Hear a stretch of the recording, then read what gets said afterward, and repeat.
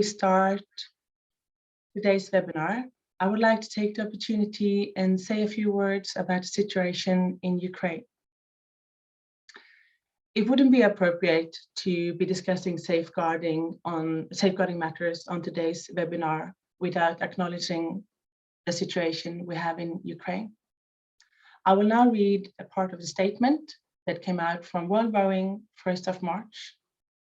World Rowing strongly condemns the Russian military invasion of Ukraine and the unusual violation of the Olympic truce. Our organization, World Rowing with Athletes Commission, stands in absolute solidarity with the Ukrainian people, including our friends at the Ukrainian rowing family, at this time of grave international crisis. I would also like to take the opportunity and make you all aware that members of the Athletes Commission are in daily contact with athletes from the Ukrainian Rowing Federation. We have members of our commission assisting and helping Ukrainian athletes as we speak to make sure that they have a safe training environment for them and their families. We have had many discussions within World Rowing and Athletes Commission if we should go ahead with these webinars. And we think it's very important that we try and continue to establish safe training environments for athletes around the world. Therefore, we decided to go ahead with both webinar 1 that took place last week and this one today. I would also like to say that we feel compassion with the Belarusian and the Russian athletes with the sanctions they're now facing due to the invasion of Ukraine. If there are any athletes that have questions, concerns, or are in help or in need of help, please don't hesitate to contact any of World Rowing Athletes Commission members or contact World Rowing directly. Thank you for your understanding. Now let's move to today's webinar, webinar 2 in safeguarding. Warm welcome to everyone. My name is Frida, as I mentioned. I'm the chair of World Rowing Athletes Commission. On the call today, I have Commission member Hannah from Australia, former world champion in the lightweight women's quad. Welcome, Hannah. We have Lenka, previous chair of World Rowing Athletes Commission. Welcome. We also have our great ambassador, Norwegian rower Olaf Tufte. I don't think I need to make any further presentation of Olaf. Warm welcome. We will later be joined by Siswe, Olympic champion in the lightweight men's 4 from London, also a member of Athletes Commission. We have Sandra Kirby from Canada. Welcome. We have Anne-Marie Phelps, chair of European Rowing. Thank you for joining us. On the call today, we also have Ludvika and Lucy, staff members from World Rowing based in Lausanne. Our guest speaker of today is former coach of Norway, Johan Flodin. Today, he is Sport and Development Director for Swedish Olympic Committee. He just came home from the Winter Olympic Games, his first Winter Olympic Games in Beijing. Warm welcome to you as well, Johan. Last week, we had our first webinar. Today, it's a follow-up, and today's webinar is about athletes' rights and responsibilities in action, and we will share with you a toolkit for athletes.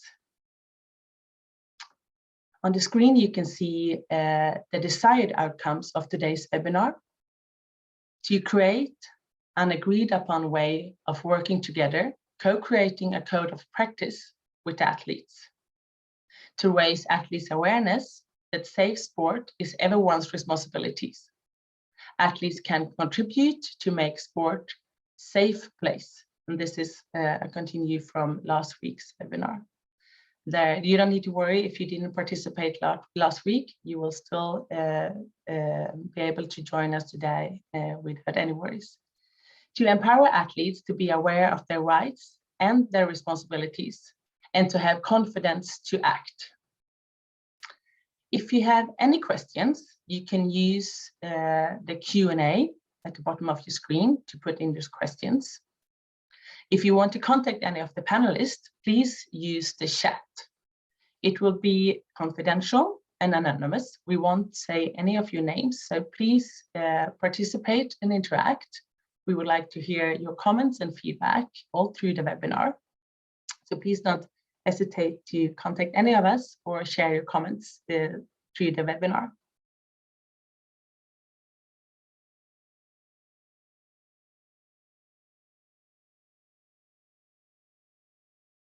Safeguarding with discussions of abuse and harassment can be very personal to people, including those listening and participating on today's webinar. If you are affected by the points raised during the webinar, we encourage you to seek out professional help and support.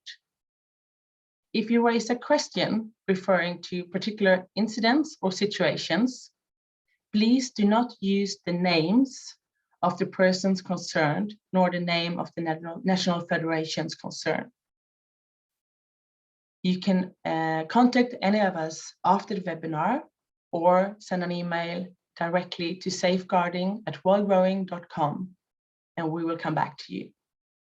If you don't know where to report your concern, please contact World Rowing if you don't have a safeguarding person or ambassador within your national federation. We are here to assist and help at any time. Thank you very much to all of you participating today. I also want to mention, I think I might already touched on it, but some housekeeping rules. Please do not mention any names or incidents in the chat for anyone today. This is just to make sure that we keep it on a neutral level, our discussions today. With that said, I think it's time to start. We will start with a video from the Olympic champion in the women's single, Emma Twigg from New Zealand. Ludovika, could you please play the video for us?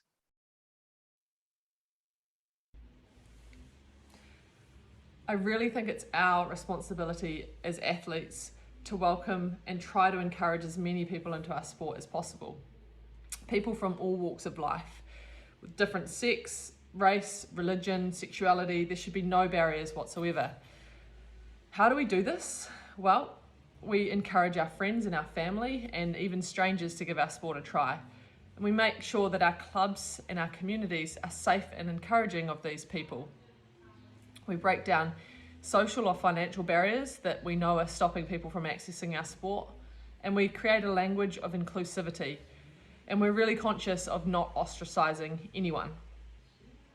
I think we need to create a gold standard, a standard that other sports look to us for, a code of conduct that represents what our sport is about, which is excellence, inclusivity, and friendship.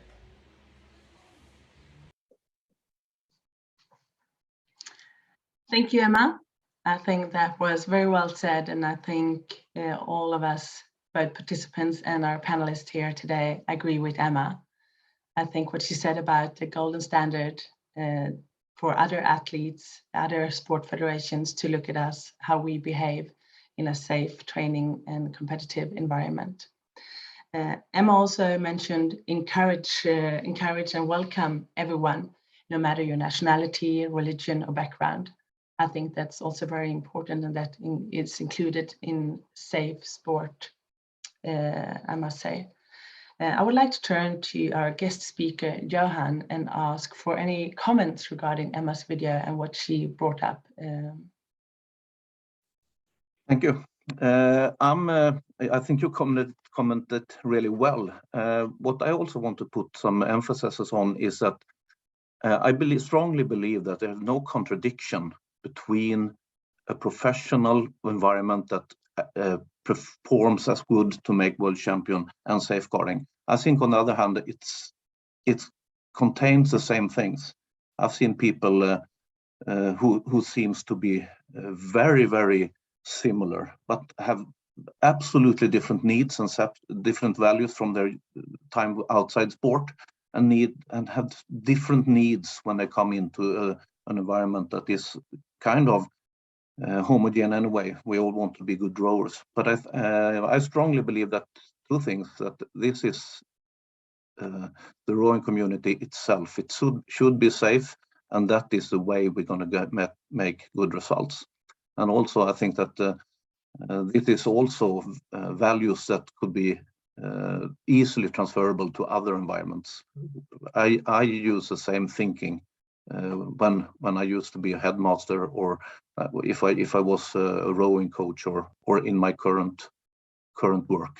So I strongly believe that this is values that we have to work with all the time, and they have to be highlighted all the time. Thank you, Johan. And you will soon be sharing one of your toolkits that you used for many years, both, as you mentioned, when you were a headmaster, rowing coach, both for Sweden and Norway, and probably going to use in your current profession as well. Before I hand over to you, Johan, I would just like to ask Sandy for your expert comments regarding Emma's video, where she's mentioning inclusiveness, golden standard, but also maybe creating a language within our sport. Thank you, Frida. You know, what Emma said is really important. It feeds into that it's everyone's responsibility in the sport of rowing to make it a safe and welcoming environment for everyone. So that means athlete to athlete, and athlete to coach, and coach to athlete, and coach to coach, and so on. So it underlines that, you know, it's everybody's work to improve our way of being inclusive, to include our outreach to people who don't act and think or look like we do. I'm very encouraged when she said, you know, that when she talked about for the code of practice, she said excellence, inclusivity, and friendship.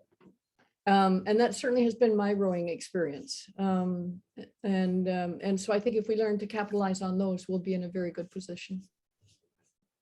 Yeah, I think we all agree. Thank you, Sandy.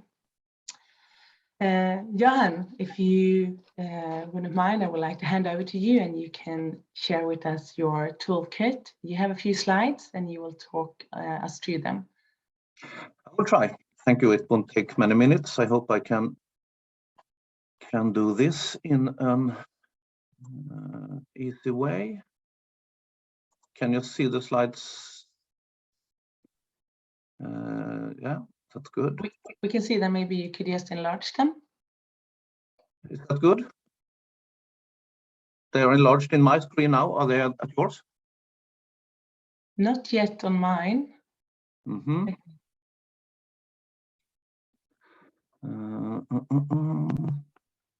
If you start the presentation mode. I do that now, but it's not there. This is kind of typical. I mean, we can all see them, so that's fine if you want to go ahead anyway. Yeah, but I was so happy with them. Okay. Then we can give you a minute or two to sort it out if you want. Yeah, but I don't know what else I could do, because this works really fine on my computer. Ludvika, do you have any suggestions? Or the technical pro here? Yes, Johan, you can try to click at the bottom of the screen to start the presentation. Double click on the yes. Yeah, I did that, and now it's perfect on my screen. But I guess we shouldn't pay more attention to. No, yes, go ahead. That's fine. Yeah. So what I strongly believe in is that you can kind of easily affect the environment that you have with making agreements on what kind of behavior, on what kind of environment you want to have. So what we did each year, we kind of have a process where we decided on what kind of environment we wanted, and this is a little kind of background on that. So we decided that we wanted to value social competence. We believe that initiative and ownership is really important to be good rowers, but to be able to feel that, you need to have a safe environment, because then you will also be able to use yourself in a manner that will benefit both the environment, but also your journey through to being a top athlete. We also were looked upon as a good sharing culture. When people came into our group, they saw that people were sharing experiences in a way that was kind of unique in Norwegian sport as well. And we thought that also that was an effect of actually working with the environment. So we actually got better by working with the environment. We were wanted to value differences. I mean, people were different together.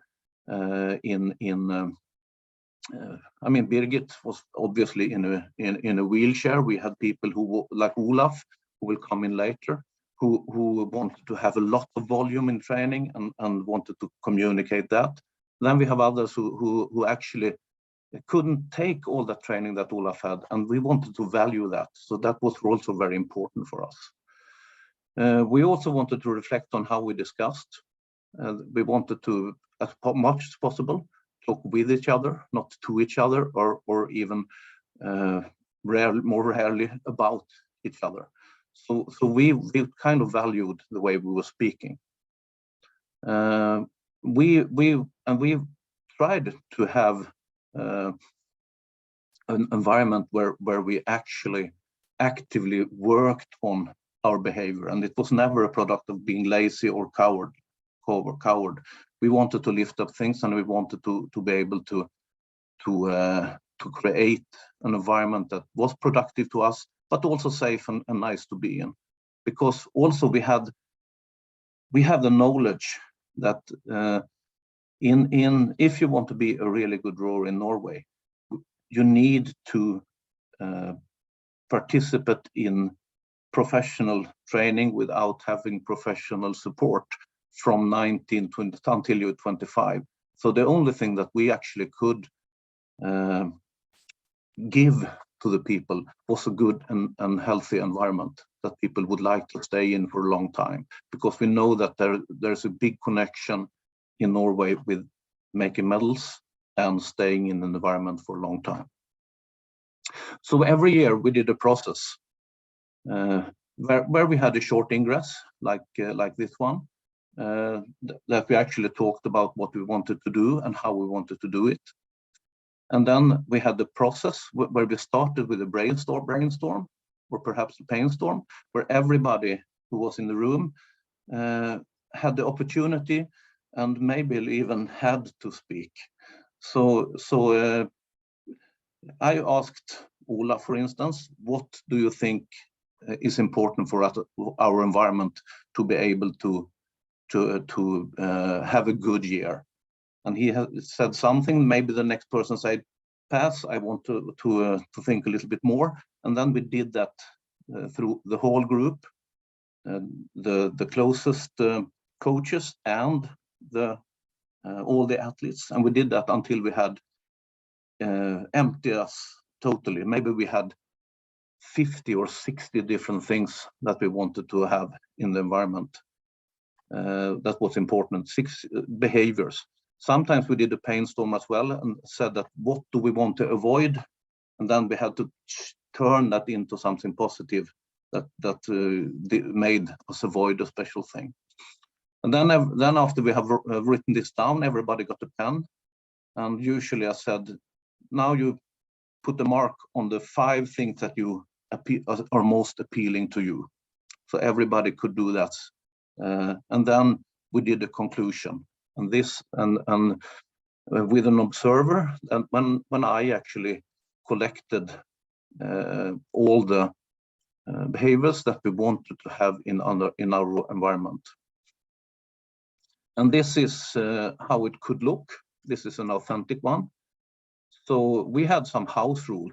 We wanted to be at the right time with the right place at the right equipment. We wanted to have good hygiene and respect for resources. And of course, we wanted to live by the different laws that are important to our sport and to our sport community. The first year, the right time, the right place, and the right equipment was actually a behavior that we wanted to contribute to have. But later on, this was coming up all the time because we found it really important. So it was kind of more of a house rule. So we in the Norway's national team wanted to create our best environment by act respectful to each other. We wanted to show friendship, and we wanted to have fun together. We want to act honest and loyal.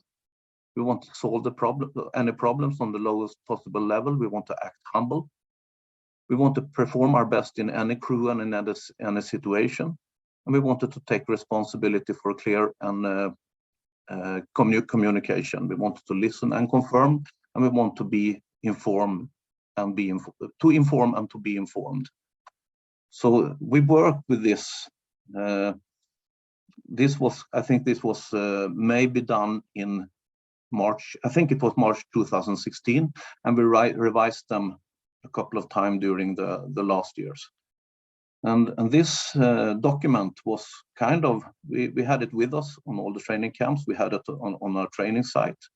Everybody who wanted to act together with us in our environment had also to relate to these behaviors and this was our way. What is happening when you do this is kind of that there is no. I felt that it was an easy way to also have everybody talking, and some of the things were actually. I remember solve problems on the lowest possible level. It was a really young, we came up from a really young rower who was with us for the first time. So the group together is much stronger than the individuals to do this. And we found that the process was very good. At occasions, it took some time, and at occasions even there was some voices that were raised during this process because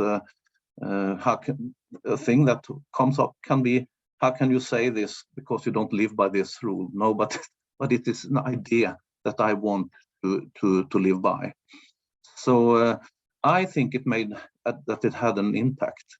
And as Frida mentioned before, I have done this with a Norwegian team. I have done it when I was a headmaster with 70 teachers.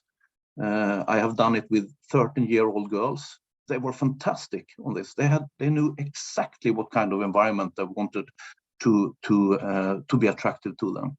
So to me, this is an easy way to have a process where everybody speaks, and also to create an environment for a specific period.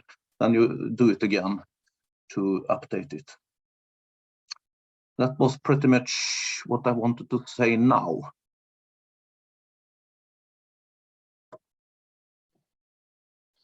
Thank you, Johan. Then I can stop share. And of course, this is not a secret. This is something we don't want to keep this close to our chest. We can share. We can easily share that because it's us. So the slides can definitely be shared.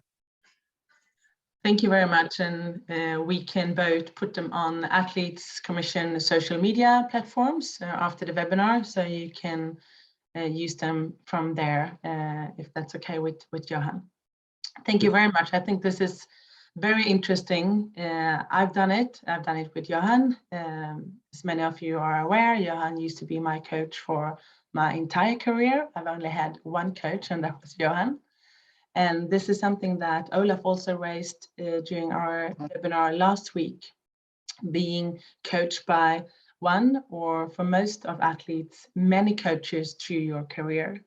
To me, the tool that Johan just shared is an easy way to use for all of us, no matter if you're in a team boat, if it's used by the whole team, if it's maybe even used by the federation. I will hand over to you, Olaf, and ask, because you did this several times in a big team, in the Norwegian team, And this was a new thing for you and for Norway when Johan came in as your head coach a couple of years ago. How was your feeling the first time you did it? And my second question is, I mean, you're a senior member of the Norwegian rowing team. How did you experience the young ones when you did this the first time? Because it puts a little bit of pressure on you as an athlete as well, when you are asked to say how you think we should act as individuals, but also as a team. It's not always that easy to be outspoken and speak up when you're a part of a group, when you're a beginner or a young athlete, compared to maybe yourself that's been in the team since 1996. Thank you, Frida. I think when Johan came to us and introduced this system to create the environment he wanted to work in, for me that was like something new, a modern thing to create the best training environment possible. I kind of grew up same age as Johan almost, where the oldest guys were the only one who was allowed to speak. And as a young kid, you did what the other guys did, and that's all. So this way of introducing a whole new modern system into the training environment opened so much more up for all the athletes to actually have a saying. Because when you go through the process, it's not only the old guy who can say this is important, that's important, but everybody is more or less actually a little bit pushed to say what they think and what they feel and believe. And then we can go on with the whole process. So it opens up the whole process with including the new members into the team thinking. So they actually have to share how they actually feel about getting onto the team, because it can be quite frightening to come into a team with all guys who's done medals the last 10, 15 years, and suddenly you're there 18, 19 years old and you're just shaking.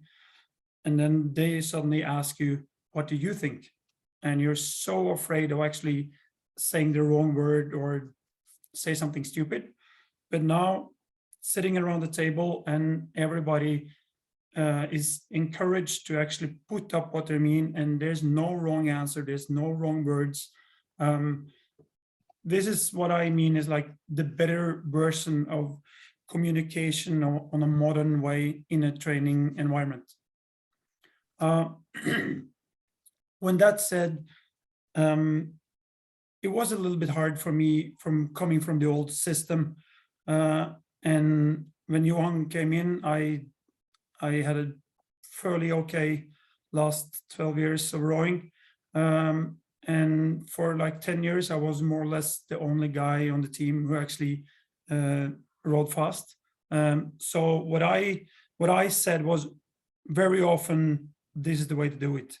And after Johan came in, I had a few years not so good, 1 year out.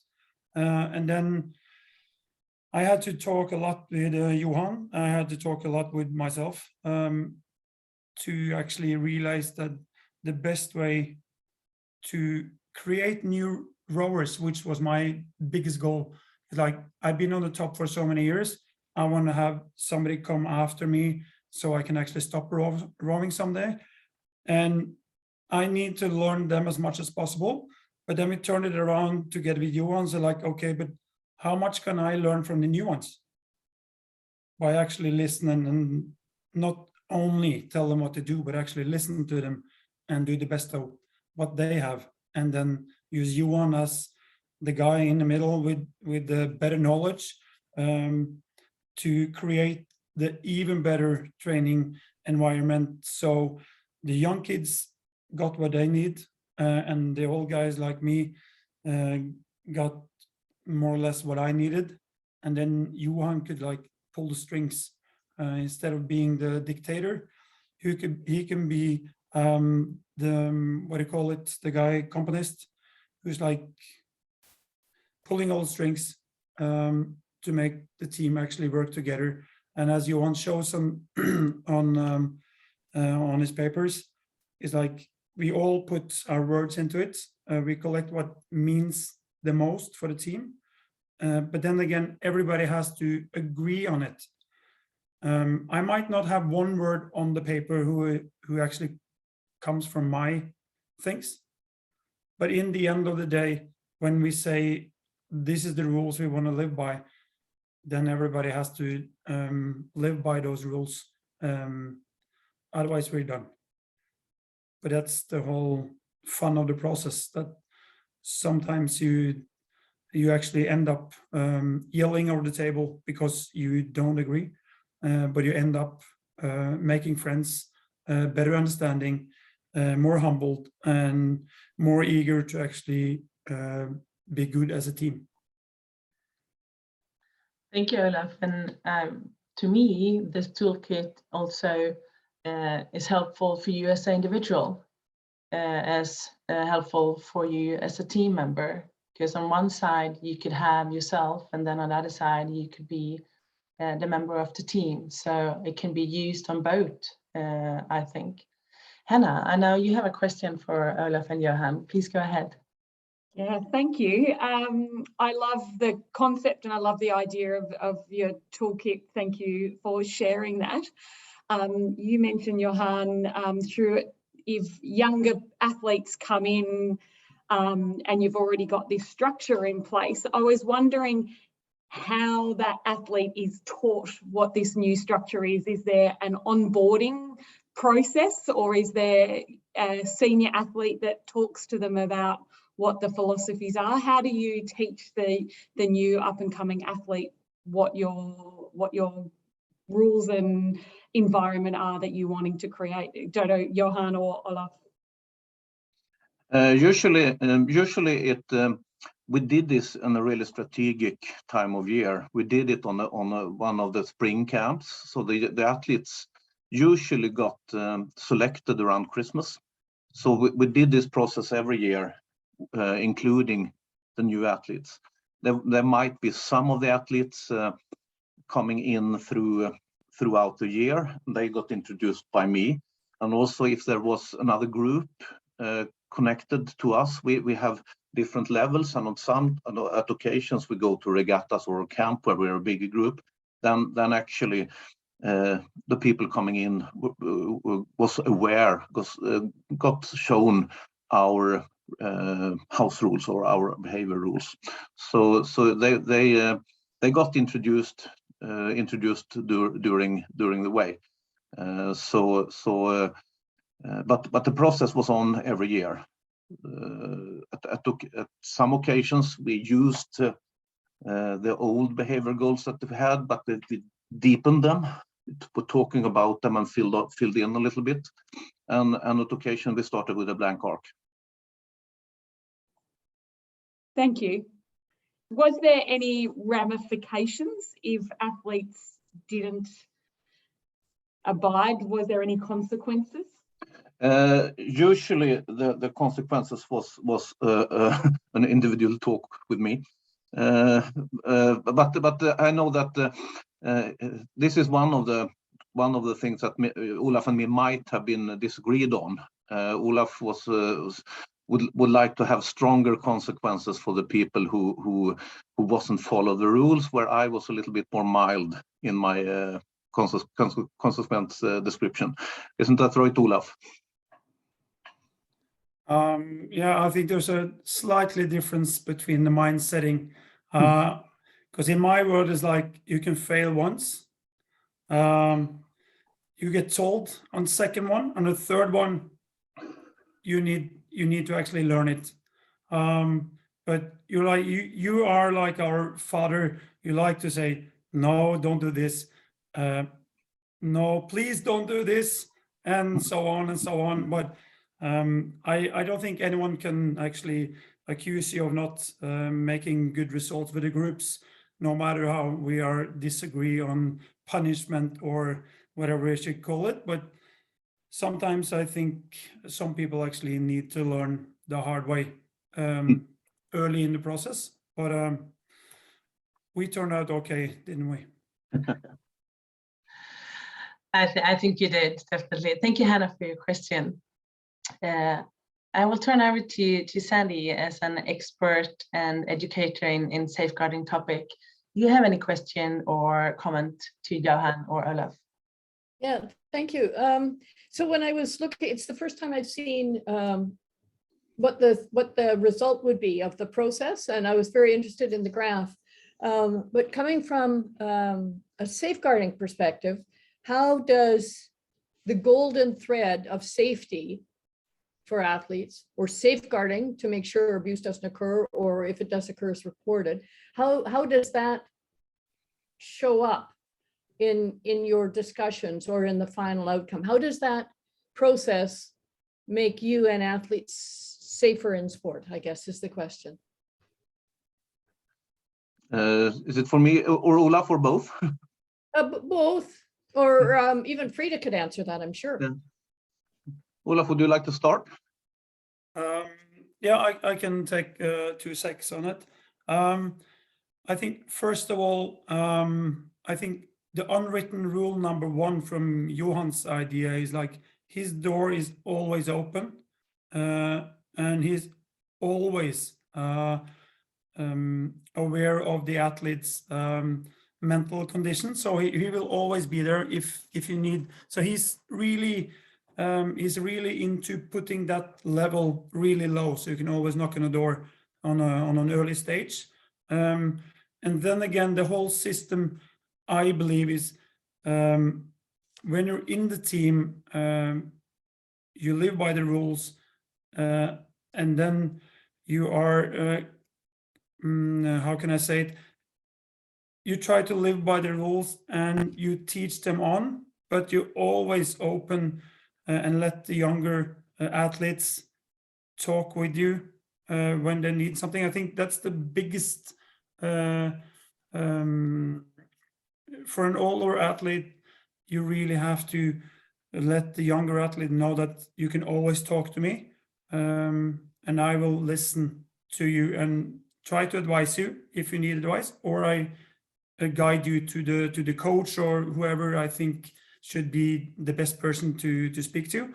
But as an older athlete, that's really, really important. You need to let them know, even if you're like me, like can be really hard, harsh, hard, rough, but I'm always have an open door and let the younger kids know that I'm here if you need something, or Johan, always. I think that's really, really important in this environment, because we are like a lot of testosterone and working hard and all that kind of stuff, but we are soft inside and we need to show it sometimes. And I also think that within this kind of work, it doesn't have to be this process, but any process that you work with values and trying to make an agreement on what is a good behavior. I think that as I experienced it, it's you don't want to hurt people that are your friends, that you're sharing values with. So of course, there has been occasions where we have to had where we had capsized as well and had to do things, but they're in my opinion, they're very seldom systematical.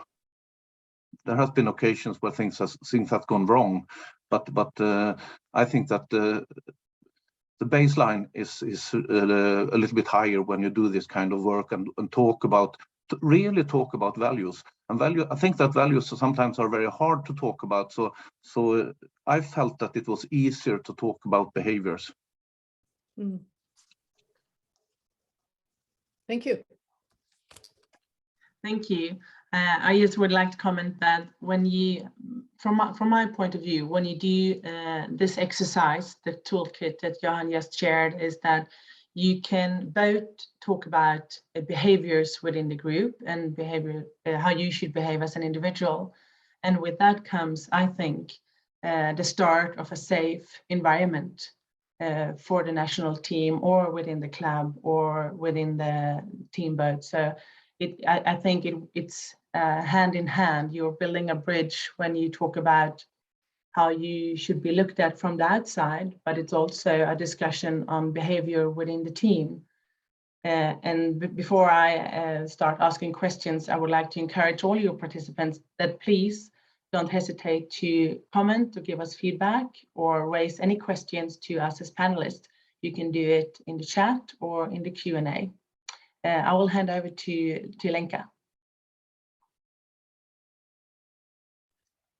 Yeah, thank you, Johan and Olaf, for your insights. I'm just playing a little bit, devil's advocate. What do you do as an athlete if you don't have a coach like you, Johan? If you don't have the culture you're describing, you're trying to create? I personally trained in a group where the coach was very hard, very distant, and even borderlining physically and mentally abusive. And I experienced that filtered into the team, where even this toxic environment created an environment that athletes actually behaved within the group, athlete to athlete, in a very, very toxic way, and they copied the behavior of the coach, and they're very abusive. And we're talking about giving toolkits. So if you don't have that good environment, what do you do? How can you solve that? You have anyone of the group have any ideas about that?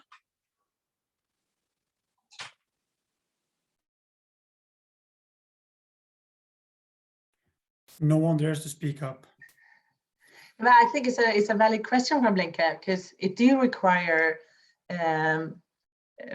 strength from a coach, but also courage, I would say, because by doing this exercise, no matter if it's a club or a national team, it requires courage from the coach who is in charge, because you are inviting the athletes to be part of creating, I say it in a positive way, good behavior within the group and the team.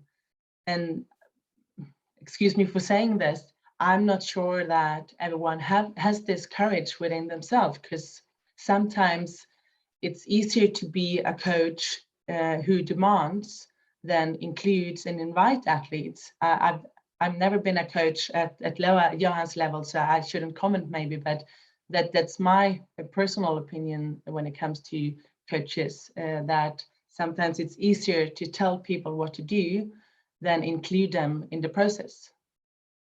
What do you say, Johan? You're muted. I see a lot of hands here, so I should maybe thread back. But I'm sure that a coach or a boss who does what acts the way that Lenka says wouldn't do this process. So I have had bosses and I have had coaches that want to act in another way. And the worst thing is that if they receive really good results, they get away with it year after year. So I think it's very unmodern, and I hope it will stop soon. And I just want to mention that we say that the webinar we do today and the one we did last week is run by athletes for athletes. But with that said, it doesn't exclude anyone in the entourage, within the national team, the board member, or whoever it includes everyone, because we need to create this safe environment together. Sometimes it needs to start with initiative from the athlete maybe, but it also takes courage from coaches, entourage. It could be the physio or a board member who put safeguarding policies in place at all our national federations. So we both encourage you athletes to take this step if it's needed within your federation. And if you need access, help, or input from any of us here, please don't hesitate to contact any of us. We will help you and guide you as much as we can. But I mean, even though if it's an athlete-driven project, and Lenka is one of the initiative takers in implementing safeguarding policy within World Rowing, and thank you for that, Lenka. It includes everyone within our federation. all the way from Jean-Christophe, our president, Vincent, executive director, all the way down to the youngest athlete we have with Olympic dreams or just ambitions of becoming a member of a national team. We need to do this together. So please don't feel excluded if you're not an athlete on today's webinar or call. We include you all. We just feel that this is very important for the athletes community. Anna-Marie. Thanks, Frida. I think to some extent you've said some of what I was going to say, really, but and we've had a question as well in the Q&A, which is a very similar question about what if the coach and the whole environment are not healthy for the athletes. And I think it does feel very much like that sometimes for athletes. I've worked in a number of other sports other than rowing, and it can be that when there is this toxicity, this sort of terrible feeling that you can't share what you think, or that you don't feel that the environment is right for you, you can feel very much alone and very lonely. And my advice would be really to try and find somebody who thinks like you. So try to get together with other athletes. You should be able to speak to your athlete representative within your federation to help support you, for example, or athlete commission, or there should be somebody in the federation. If your coach is the block to that right environment, then try to speak to other people.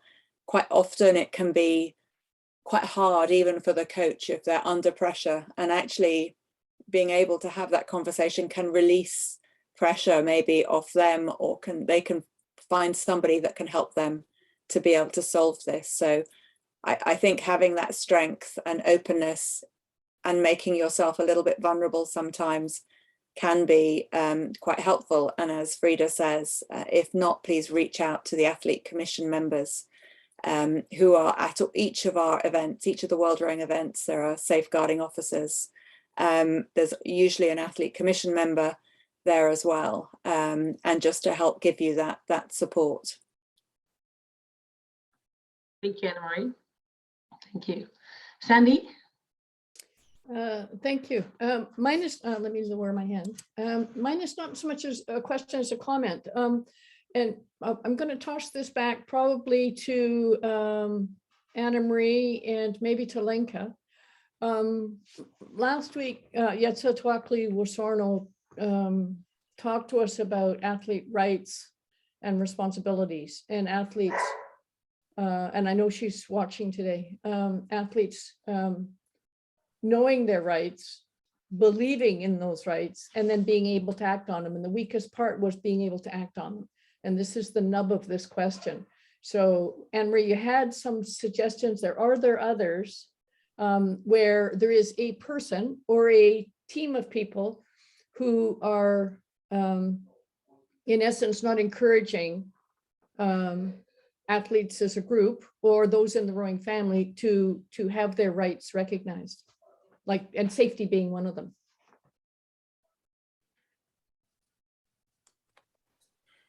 I'm not sure I understand the question, Sandy. You're asking if there is a group who are not encouraging rights, what we do about them. If there's an individual or maybe an ethos that prevents people from having those rights, the rights to safety and security and respect and inclusion and so on. You know, how do you move around that barrier? Well, we can't put it all on the athlete's shoulders. The question, I guess, is what I'm talking about. I agree. I mean, you know, the athlete declaration that's enshrined in World Rowing's statutes applies to everybody. It applies to all of our umpires. It applies to all of us as volunteers in the sport. It applies to the athletes and the coaches across the sport. So it can be really, really difficult to have that initial conversation and to find somebody who you can work with to tackle this and to give you the strength to tackle it. But you have the agreement of everybody implicitly. Everybody in the sport has signed up to the athlete declaration, which is, you know, they have signed up to empower athletes. They've signed up to tackle the key issues that athletes need. They've signed up to to work together to shape the future for the environment for our athletes. So, you know, we've got a fantastic tactical example today of how you can do that. And I think that the first step really is for athletes to be sure that you know what your rights and your responsibilities are. So be familiar, look on the Athlete 365 website, understand what they are. There are brilliant videos on there. There's great information, and give yourself the knowledge, first of all, behind what you want to say, and then build your team around you if this really is something. It isn't easy. You know, you should try. If you're a young athlete, you might find your parents are helpful. You may find your partners outside of the sport are helpful in terms of doing things, but have a team with you. But make sure that you know your rights and responsibilities, and you have a way of articulating that to the people that can make a difference within the environment you're in.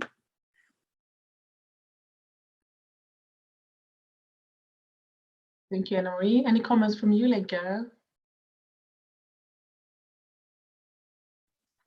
Yeah, I think what Anna-Marie just said, like, you know your rights, is a good start. Just, you know, just as a very practical solution, or not solution, but one way of addressing this problem I described with the toxic coach and, you know, the abusive coach was, because that's my own experience, we couldn't change the coach. The coach was protected by the federation, by the results that coach created and everything. So there was a no-go that we could do anything about the coach. What we sort of then did, a few people on my team, we just teamed up and built sort of a and helped each other. So that was our way to, you know, to escape that toxic environment by creating a little micro environment, which was just 3 or 4 girls, and supported us and encouraged us if we got, you know, abused. And we said, okay, you're great and you're doing great, and you know, building us up again. So that was, it's just one solution, and there might be many, but that helped us in that situation to give us a breather, give us a little bit of space within that environment.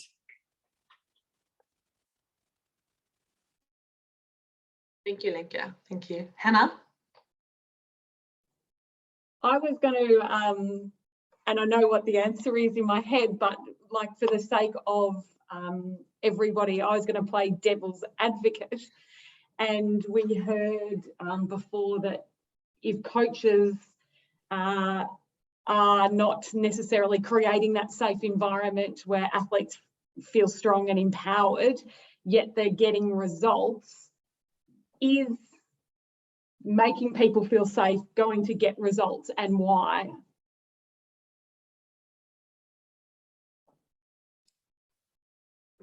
Go ahead, Sandy.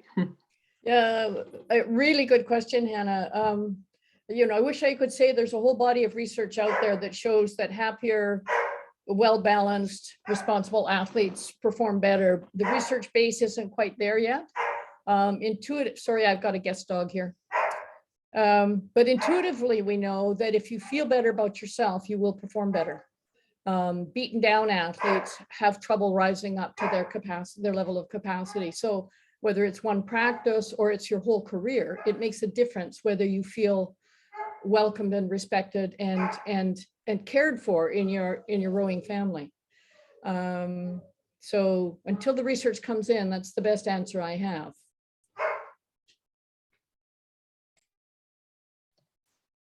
Johan, please go ahead. Yeah, I totally agree with Sandra, and I think that this is very, it shows itself very much in small systems where you actually want everybody to reach their full potential, because in Norway or in Sweden or Scandinavia, we can't use people and put in other people when it doesn't work. We have to work with everybody as they were our last or best athlete. So I think that is one thing. The other thing I wanted to comment on is that I'm not sure that all coaches actually are aware of their behavior, and I'm not sure that all coaches want to be as the coach that they learn from. I think that we gradually want other coaches who has a more holistic perspective. So I think there is hope, but I think that also that athletes groups need to help coaches to be the one they want, because at occasions we are expected to be tough, hard, cold bastards. So I think that we also need health and self-confidence. I would rather quit the job than to be another person than I'm actually is deep in. But I'm not sure that everybody would. And there was actually a question I had for you, Johan. If there is a coach listening today, or if you could share one or two comments to coaches who would like to try your toolkit on a club or a national team or crew, but they've never done anything like this. And then I'm talking about inviting the athlete to actually participate in the behavioral, creating new behaviors within the team. What would you say to this coach trying to get the courage to invite athletes to participate? I think that if somebody is interested to have a little bit help from me in this regard, I am a part of the World Rowing Competitive Commission. I think it is in my duty to help out in that case, because I'm sure that all the questions are individual. So it's really possible to contact me if you need something more than this. Thank you very much. We can, I think, Lucy, if that's okay with you, we can share the email address to Johan. I think it's already on World Rowing website. Thank you, Johan. That's very kind of you. Olaf? Yeah, just comments on coaches and coaches' behavior and their thinking. I've been coached by a lot of coaches, but I also seen a lot of strange coaching methods. And I think the biggest mistake some coaches do is that they think the athletes are them. This is my athletes. And that's so wrong start, because a lot of coaches think that they really know best how to put this group to a high level. They might succeed the next 6 to 12 months, but in the long run, they will kill the happiness, they will kill the environment, and they will actually kill the athletes in the end, because they only do what they think and believe should have been done from the start, instead of coming in like Johan and, okay, we do the training, but I will use my time with all the athletes to talk with the athletes, so I can actually get to know my athletes. And I did say something about that last week as well, that the communication between the coach and the athlete is so important to actually get the best out of every athlete, instead of just abuse athletes and put new people in. Like in Norway, Sweden, we don't have a lot of athletes, so you got to work with what you have. And from that point of view, you need to be a smart coach, not a hard, rash, cold-minded coach. So yeah, I think modern coaching will do better to a lot of athletes. It's still only one boat at a time is going to win, but a lot of athletes will have it better on the way, and the coaches will also be better coaches. So happy life for everybody. Thank you, Olaf. Anna-Marie, anything from you? Sorry, I was going to give you, there was a question that's come into the chat. I just wanted to probably answer, really. I'm not sure if anybody else can, but I think I probably can ask it and answer it. It's asking about the new coastal programs and do they have access to Johan's experience where they can have a safe place to describe the gender equality or cultural issues? And I think my answer to that would be, I hope that everybody across rowing would have access to the experience that we've got today. This webinar is being recorded, so we'll put it onto the World Rowing website, so it's accessible to everybody. And certainly the World Rowing coastal development programs are very much integrated, and the education is very much integrated into the coach education program for other disciplines within rowing. I don't know if Johan, if you want to say anything more, or whether you think that there's a different answer you would give. Absolutely not. I'm definitely with you. Yeah, I think we all agree with what you answered, Anne-Marie, that we are world rowing and all our disciplines are included when it comes to safeguarding and all other matters that we are discussing. It's include Olympic rowing, if we may call it that, para, able-bodied rowing, indoor, recreational, coastal, you name it. This is for everyone. And I will once again repeat myself that this is an athlete-driven webinar, but it's for everyone. We include everyone, even though we might call it athletes webinar. So yes, this is for everyone, absolutely. Anne-Marie, go ahead. Sorry, me again. There is another comment I just wanted to acknowledge in our Q&A, and it's from an athlete who's asking about advice in the current situation with COVID, and any advice really to share about not giving up during this time. And so I do think that I would empathize enormously. I think it's been a really difficult 2 years, and people can feel quite isolated and quite down, and it's been a tough 2 years to carry on training through it. It's kind of related to this, but not related to it in a way. But I just wondered if anybody had any inspirational words really to help motivate some of our athletes out there who are struggling. Thank you. I think that's a really good question, and I will hand over to Olof, since he's the youngest one, retired only a few months ago, even though he might now say to me that, have I really retired?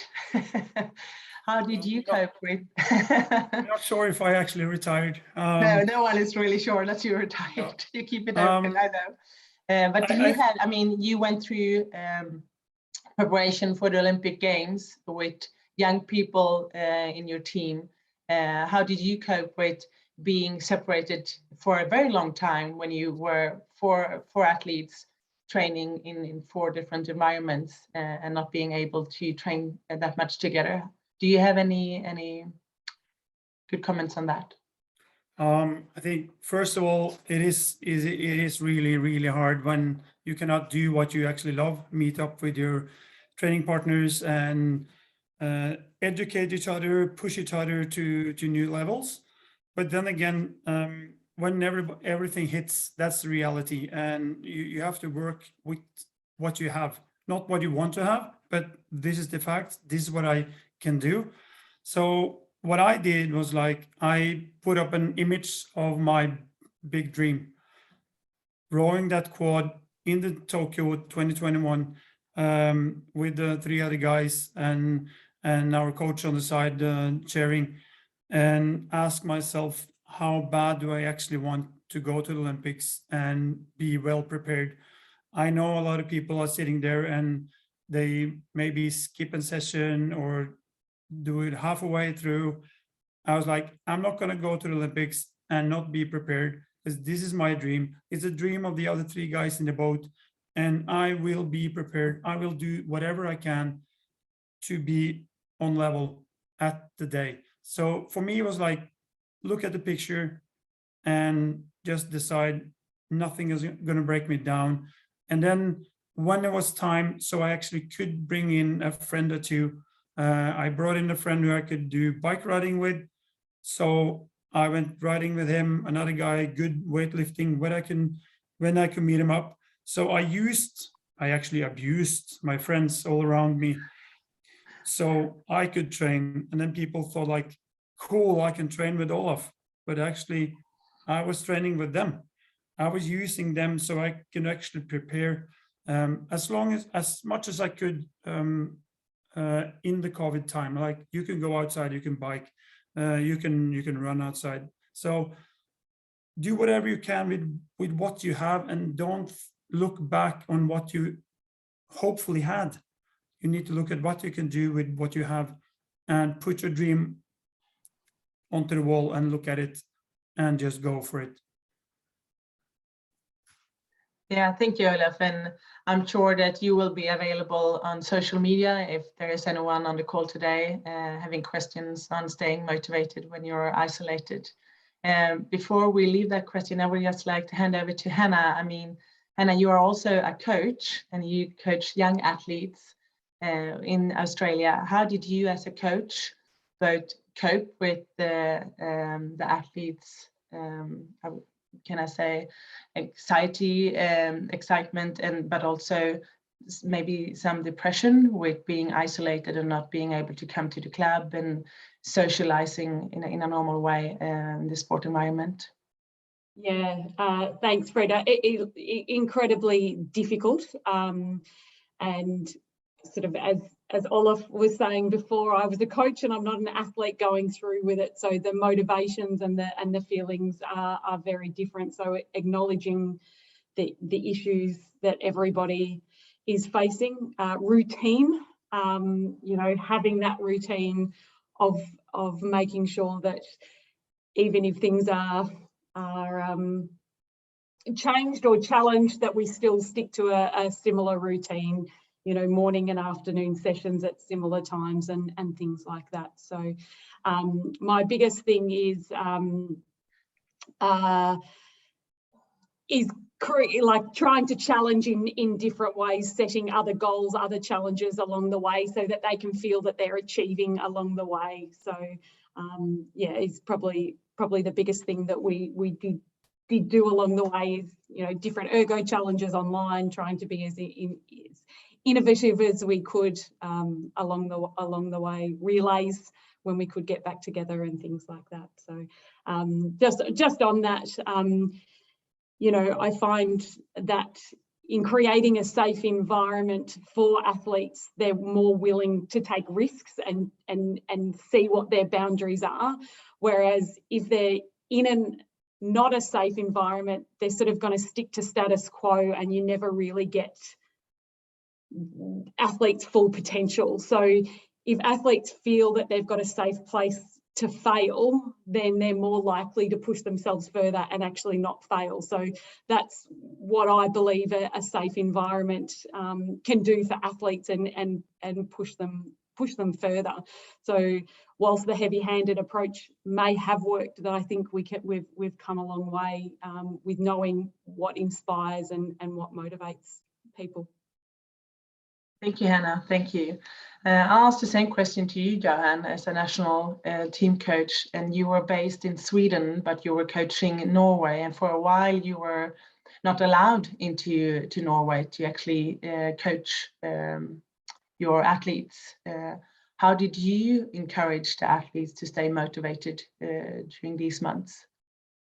Well, I was sneaking in, but there were times that I had to go for a month to stay on the other side of the border due to restrictions.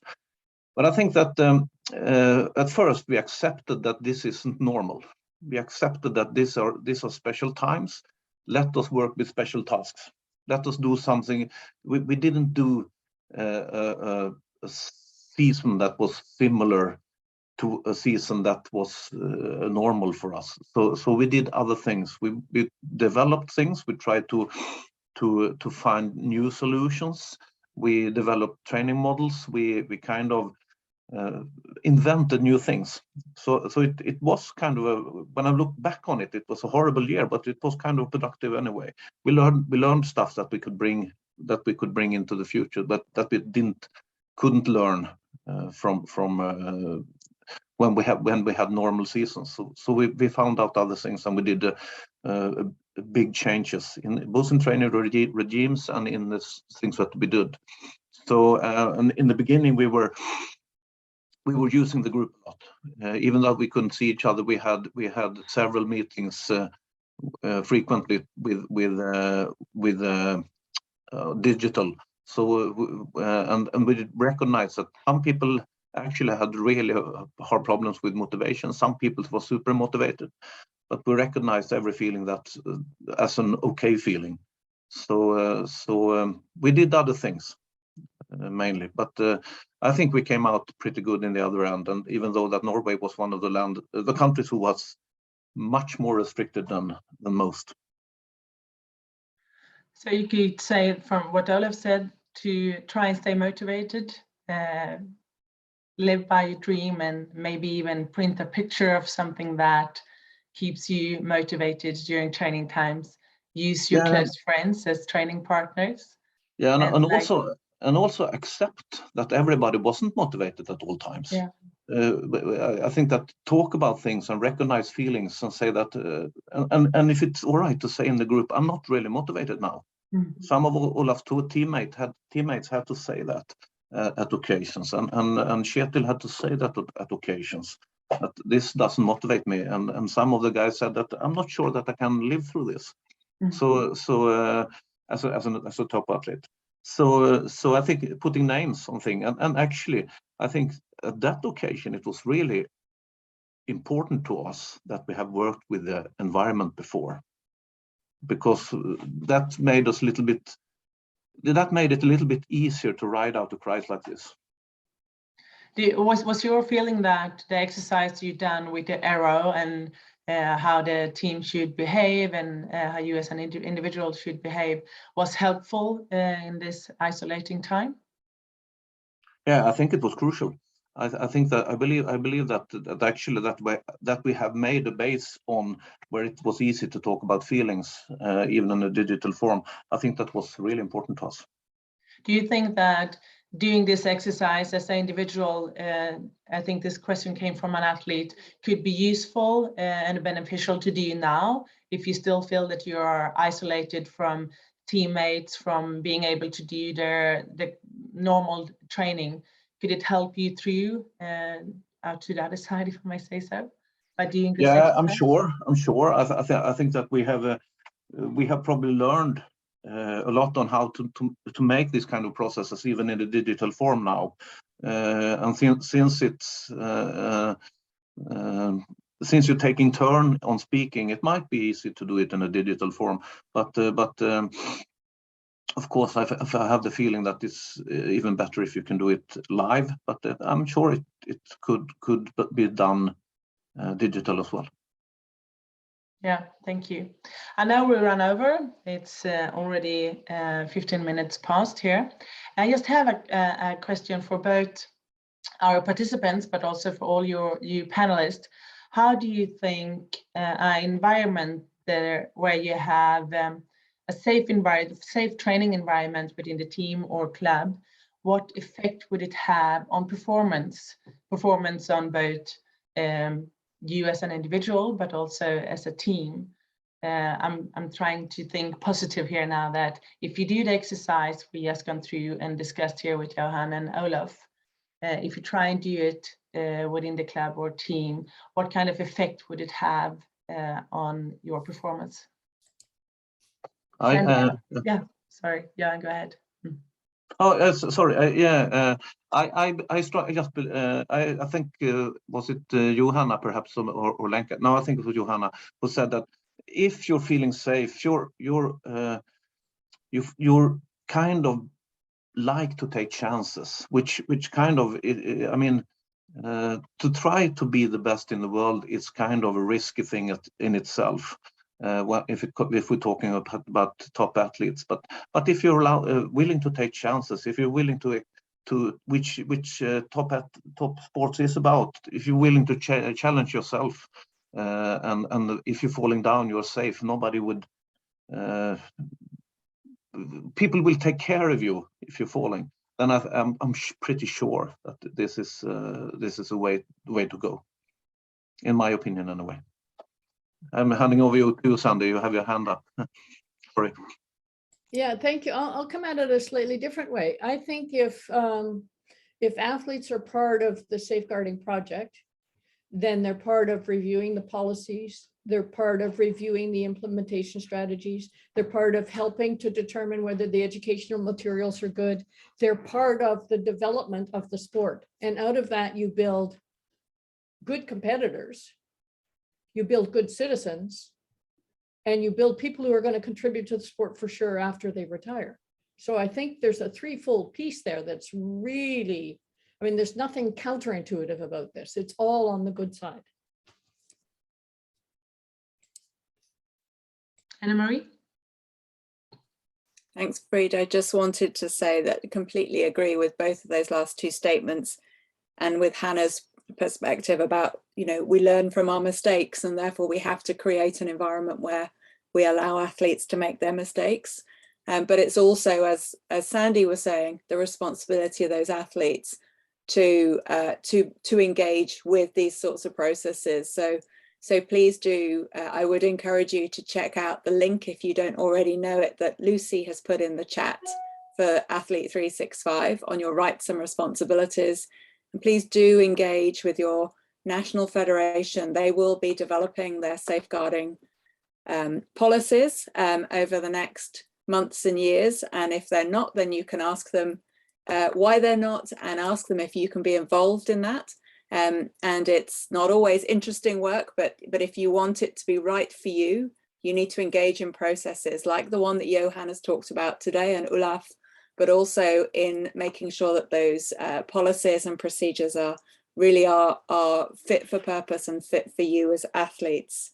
Can I just say thank you to everybody who's helped us in these last couple of webinars. I think we've had a really interesting discussions. Thank you especially to Frida for leading them, to Jetze, who's not with us today, but who was brilliant in the last webinar talking about her research on athlete rights and responsibilities, and how important it is for our athletes to believe that they can actually implement and have those rights and responsibilities. So thank you. Thank you, Anna-Marie. Thank you very much. Before we finish, I just want to ask both Linka and Olaf if you have any key comments or takeaways from today's webinar for the participants. You're asking me? I try. I firmly believe that you create the environment yourself, but you will also be what your environment are. So if you come into an environment where people take care of each other, they actually care for each other, you will become that athlete. But if you come into an environment who only have demands, and actually they are not safeguarding you at all, you will also be a part of that. So stand up for your values, stand up for your rights, and act how you want other people to act around you. So sometimes that will take a lot of energy for a while. Sometimes you probably will be punished from the environment for actually standing up for it. But in the end, you will come out as a better athlete with a better environment, and you will see that you will make some great friends, and you will be the one who actually succeed as a person. And I think this is what a rowing family has done for me. And the 30 years, I mean, I have my family on the farm, but then my second family is my rowing family, who actually been a big part of my education. I had all kinds of people around me. I probably been all kind of persons myself. But then I also meet great people like Johan, who's been coaching me, teaching me, educating me to be a little bit better every day. And then again, all the people I see on the screen here, I met you, I rode with you, you've been part of my education, and you made me the person I am today. Good or worse, I am who I am because of you all. So thank you so much for rowing family, and I hope this will only be even better in the future. Thank you very much, Olaf, for that. Thank you. And you are a great ambassador to our sport. Thank you. Thank you. So yeah, great what you said, Olaf. I think this is the spirit we need to take on. We are a rowing family, and I know from personal experience how hard it is being an active athlete, especially when you're coming up to do anything or to change anything. But then if you can't do it during your active career, then take your time and dedicate that to our rowing family when you finished your career, when you're not in jeopardy to getting pushed out of the team. Try to give back something to your team and make the rowing world a little better for the next generation. I think that's what our moral responsibility is as well. If we can't change the coach or the system while we're within the team, then take the challenge and try to get involved, try to, as Anne-Marie said, get into the system and try to change the system from within by getting involved and being the athlete's voice in your club or in your federation, and do what it's needed. Thank you, Linka. And I can only echo what both Olaf and Linka, Hannah, Sandy, Anne-Marie and Johan said. For me, sport was a safe place to come into. I came from a very tough time in school where I was bullied. And when I came into rowing, it was a bit like a sanction for me. I wasn't named anything else but Frida, and I found my place in sport thanks to rowing. And I've learned so much working with these two webinars with these people that you can see on the screen, Lucy, Jetsa, Ludvika, and Siswe. And thank you to the Safeguarding Committee Working Group. You are doing a great work within our federation. And thank you to all the panelists taking part today and for last week's webinar. But the biggest thank you go to all you participants joining us last week and today. Without you, this wouldn't be possible. And together with you, we will make a change, and we will make sure that world rowing sets the gold standard that Emma started off with today.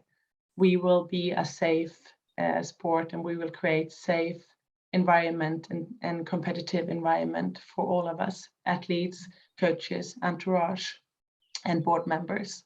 So a big thank you to all of you. We will now wrap up. Before we end, I would like to share with you that there are 5 more webinars coming up, not about safeguarding. This is about anti-doping education, and they will be run by ITA. So there are 5 webinars. You can see them on the screen there, 1 per week. The first one starts 31st of March. And World Rowing and World Rowing Athletes Commission encourage all of you athletes, everyone on today's, to share this with your athletes and within your network. It's really important that we continue educating around the anti-doping.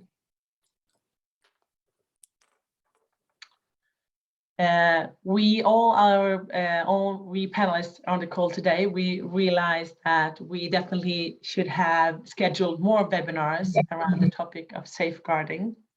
So I think we need to go back to the drawing board and see what more we can do maybe later after the season. But before we finish today, I'm very happy to announce to you all that 2022, the Athletes Commission election and appointment will take place. For the first time, World Rowing Athletes Commission will have an election. It will take place at the World Championship in Rasice and the Coastal Championship. So if there is anyone out there who have are inspired by myself, Hannah and Linka, who's on the call today, to join the Athletes Commission, please speak to your federation and make sure that they nominate you. There will be more information placed on World Rowing Athletes Commission social media channels, but also on World Rowing website later this week. With that, I think it's time to say thank you, and hopefully we will see each other in real life at a rowing event taking place soon. Thank you, everyone. Have a great day wherever in the world you are. Take care. Bye. Bye-bye. Goodbye. Thank you.